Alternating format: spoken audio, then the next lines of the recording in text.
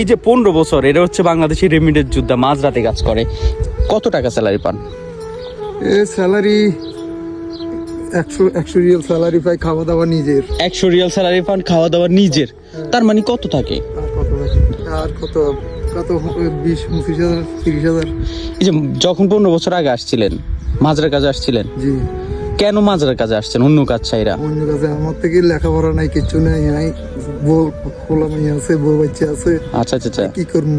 মানে আপনার কিছু করার নাই, এই জন্য মাজরার কাজটাই চলে আসছেন। জি। কষ্ট কেমন হয় আপনাদের, একটা সত্যি করে বলেন। কষ্ট কি কইতাম, আর বাংলাদেশের থেকে কষ্ট বেশি না। এই যে দেখেন ওনার চেহারাটা দেখেন, এত সুন্দর একটা চেহারা গেছে জইলা, কারণ কি মরুভূমির যে পাথর, এই যে পাহাড় আছে ওই দিয়ে দেখেন, পাহাড়ের পাহাড়, ওনারা জ্বলে। কখন ডিউটি করেন আপনারা? ডিউটি কোনো হিসাব নাই, হিসাব নাই, হিসাব নাই। আপনার আর বাবু রাত 12টা করলে যাইতে হবে, 12টা করে যেতে কিন্তু আসো মাশাআল্লাহ। 12টা করলে ডাক দিলে যাইতে হবে চাকরি করো।